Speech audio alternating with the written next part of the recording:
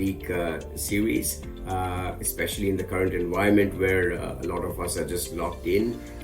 Such a brilliant initiative to carry forward knowledge from industry leaders, perhaps to the audience that you have put together.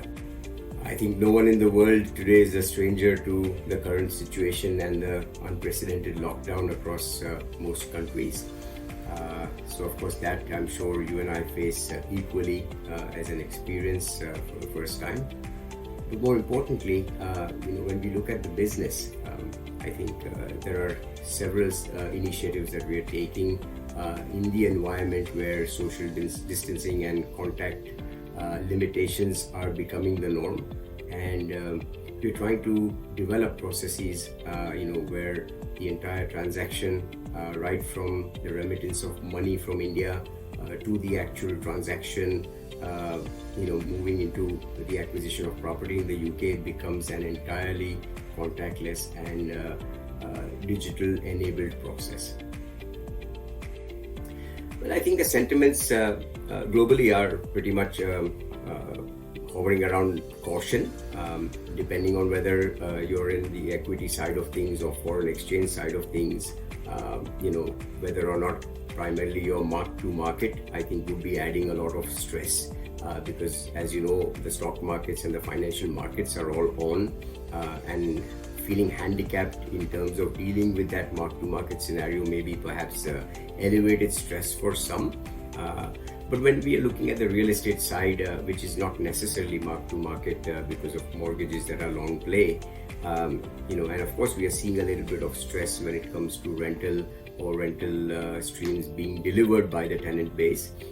I think largely, with moratoriums across the board, where monthly repayments are allowed to be paused for 2 to 3 months in major markets, I think the stress level in real estate is yet to surface, if at all. We are, of course, much more entrenched in the UK market, and I'll like to share something here, that the UK market was underpinned by undersupply, and therefore, even during the years of Brexit, where there was uncertainty and therefore low stock levels being produced, I think by the time we come out of this uncertain period,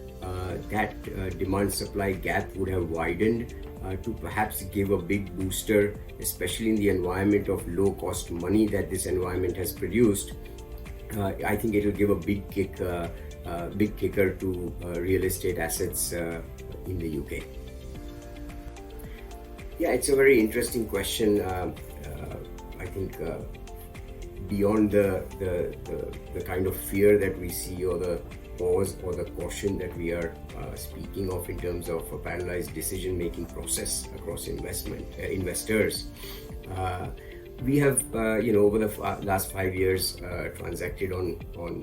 more than £200 million worth of property, mostly from Indian clients, who have not all been,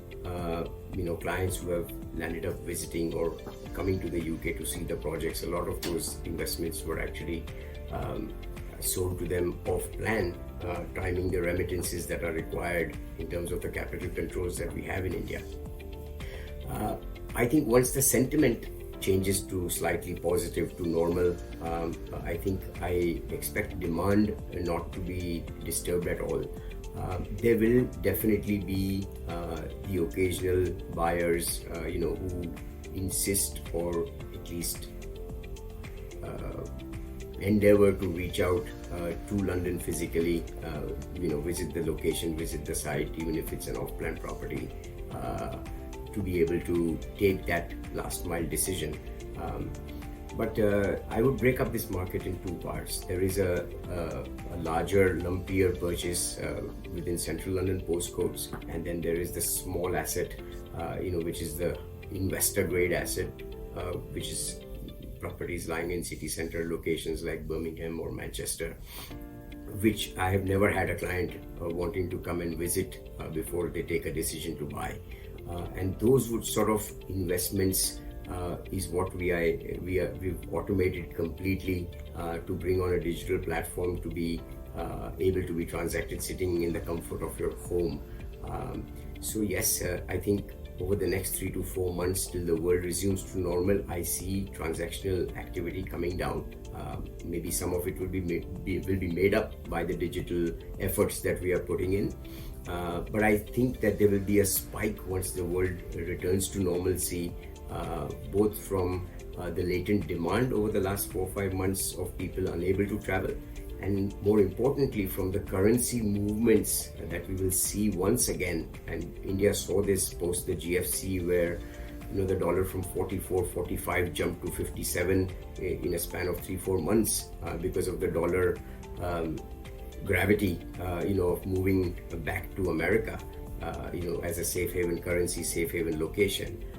And I expect to see the rupee under severe pressure, prompting a lot of latent demand to become demand,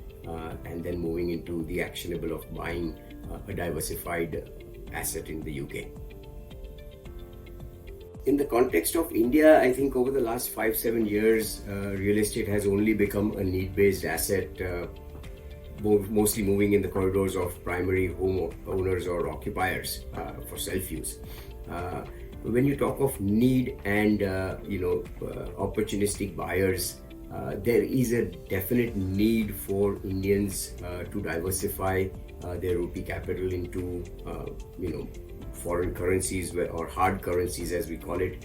whether it's the US dollar, the GBP, to create a hedge for their future needs, which are increasingly becoming dollar based, whether it's an education, super specialty healthcare, holidays, pension in a hard currency, protecting against the deflationary rupee. So I think that need is not a need for the roof over one's head, but it is a need to protect and ring fence your wealth with a stronger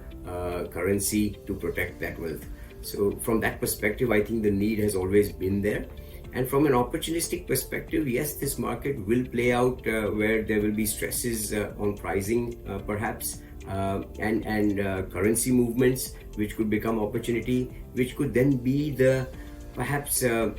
stressing points or incentives to perhaps address the need-based decision that is playing out anyway. Well, the message to offshore investors is very simple. Whether you are one already or embarking on the journey to become one, there's perhaps no better time to have done this when currency is very clearly looking on a very weak wicket when we're looking at the Indian rupee, and where Bank of England has reduced its cost of money to an all-time historical low, giving you a thick spread of rental income versus cost of mortgage, giving you a good FX advantage as you embark on remitting monies from rupee capital to GBP, and with the underpinned supply of homes in the UK,